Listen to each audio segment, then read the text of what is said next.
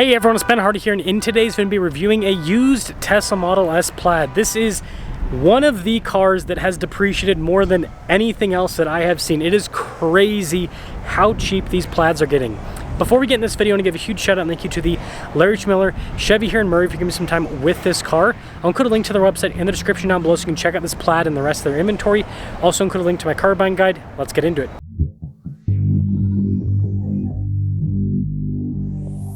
Now let's start with the EV specs. We have 1,020 horsepower, 1,050 pound-feet of torque, and about 400 miles of electric driving range. So when you look at this from a spec perspective, it is quite impressive. Now before we move on to the next part, I do want to mention, if you want to see more videos just like this, then I recommend you subscribe because I post content every single day. So I think that the Model S is actually a really cool looking car, and it comes with a pretty cool key. It also has the little card key as well, but it looks like a car, which is kind of fun. But yeah, the front end is closed off for aerodynamic efficiency. It's kind of like an EV thing to do. And then this has the aero wheels as well, which, you know, you could forgive it if it was a Model 3 long range. It's kind of dorky on a high performance car, if you ask me. You can see the little camera set up there, got pop-out door handles. And again, the Model S, in general, again, I think it's pretty good looking for an EV. I wouldn't call it sexy or sleek by any means, but, you know, it's a looker. That's funny. Sounds like a little animal toy, like a dog chew toy. Anyways, taillights, those are kind of a little bit dated looking on this. And then with the rear, it's actually a hatchback. It's got quite a bit of storage space. Again, this is like a luxury sedan, so it's gonna have quite a bit of practicality built in there. And I like how it's automated. That's nice. I mean, you'd expect so for the price. We'll talk about that in a little bit. Got a little Plaid badge there, which is kind of fun. And then the interior is actually pretty nice. I wouldn't call it super luxe by any means, but you know, you've got like soft touch trim here, a little bit of carbon fiber. Same thing down below with the soft touch. And then you can see here with the seats, more of that trim. There actually is not as much space in the back as you'd think, because it's such a big car on the outside, but yeah, it's kind of like mid-size in terms of the legroom. It's cool we have our own climate zone here in the back, and then got the glass roof here, which is so hot. Wow, that is crazy. And then popping up front, you see again with all the soft touch trim goes across. Quick look at the mirrors, and then the front seat. I think it's pretty nice looking. It is power adjustable and all that stuff on the side, and getting in is easy. That's pretty cool. Got it a gauge cluster. This is one of the things I do like about the Plaid, that actually has a traditional gauge cluster versus, you know, a Model 3 or a Model Y, you have to look to the screen to do anything. It still has the multifunction controls that Tesla's kind of known for. And the dash trim is nicer. It's got like stitching and soft touch. So it's a little bit more upscale compared to other Teslas. The weird thing about the Plaid is it doesn't have a shifter at all. It's all on the screen here, which is something that I think definitely take people some time to get used to, that's for sure. But what I also do want to say is the camera system, it's actually pretty good. Don't really need a 360 for this car, but it's nice to have the feature. And then everything else, just like other Teslas, is pretty much built into this screen. So if you want to control anything, you got to control it in the screen. And it does have adjustable suspension. We'll talk about how it kind of drives with that whole setup. Even the glove box, which, how did I manage that? I pressed the screen away instead of opening it.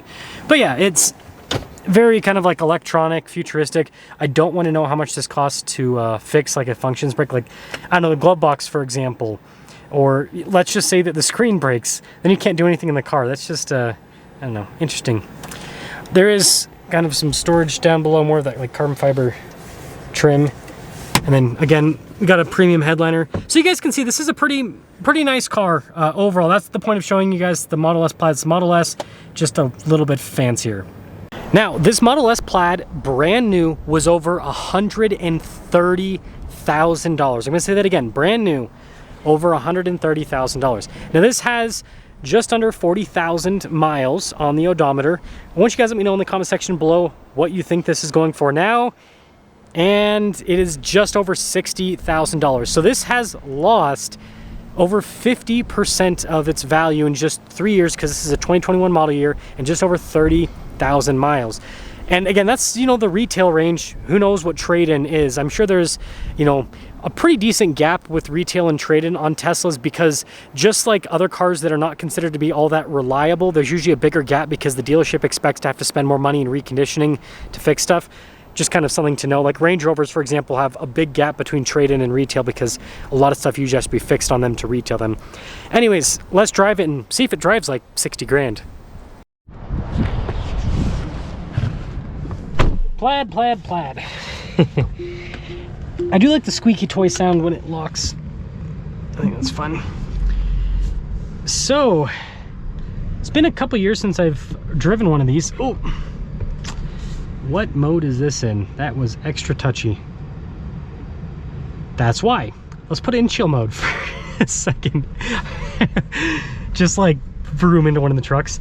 Anyways, it's been a couple years since I've driven one of these, so I'm excited to see kind of how this drives now that I've driven some other cars since then, because I'll be honest, I wasn't, and I said in the review, I was impressed with the acceleration, but the rest of the car I wasn't impressed with.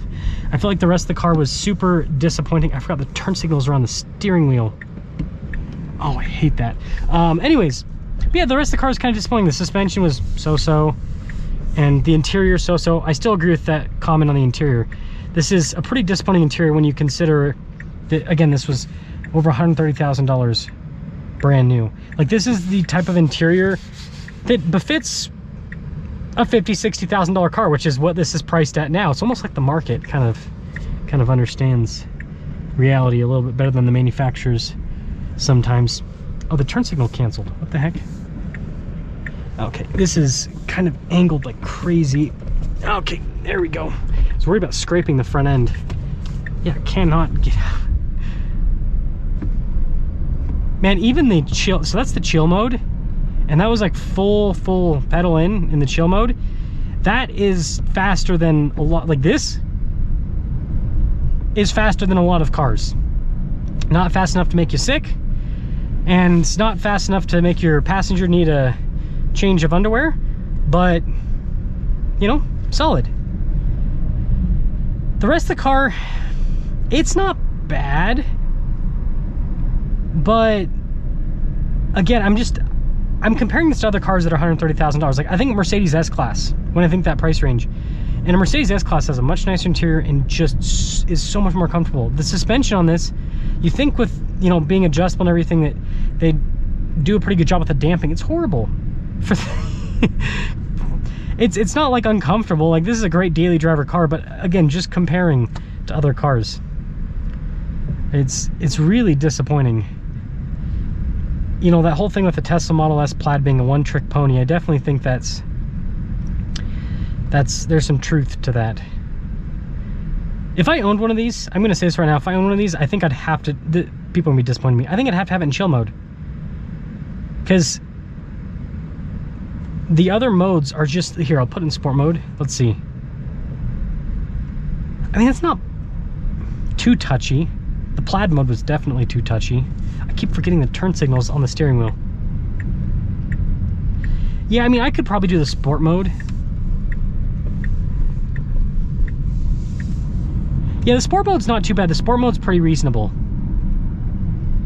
Like, it feels quick. It gets up and moves. But but I can still be progressive with the pedal. Kind of like the chill mode. Like in chill, I still feel like, at least around town, the chill mode seems to be the best. It seems to be the mode that just fits the level of acceleration I'll be doing. It just makes sense.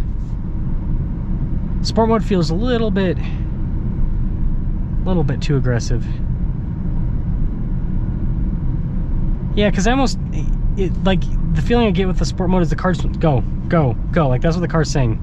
And that might make more sense on the interstate, where you're going at higher speeds. Let's pop into Plaid mode now. Yeah, this is where it gets real touchy. I'm always nervous to accelerate one of these because they're just too fast. Okay. Oh, yep. Ah. It gives you, if you've never experienced the acceleration of a Plaid, it's so brutal. It gives you, like, brain fog right off the bat. You feel like your brain is just rammed into the back of your skull, which is probably what's happening, frankly.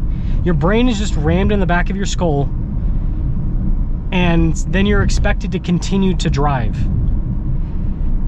Again, if you're in other cars that are fast, like, it's somewhat of a similar experience, but I guess the biggest difference is, you know, most cars, right, all cars have engines, they got to build the power up at least a little bit, so there's just a little bit more lag.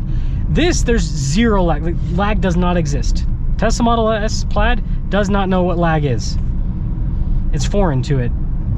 And so because of that, it really does. I'm gonna lean back here a little bit so I can, yeah, it's too much. We're going back to chill. I know that'll disappoint people. It's what, a car doesn't need to be this fast. And again, that's the one trick pony part of the Model S Plaid, is this straight line's crazy, the braking is not that good. And I don't know, like, I did that a couple times, and I feel like that's sufficient for the rest. I don't need to experience that ever again in my life. Maybe when I go to an amusement park. It's kind of like that. It's kind of like amusement park level of fun, where you're like, this is fun to do every so often, but every single day, I couldn't do it. Couldn't do it. Just not worth it. So, turn signal, it's so annoying. Overall, the Model S Plaid, it's a cool car. It is a really cool car.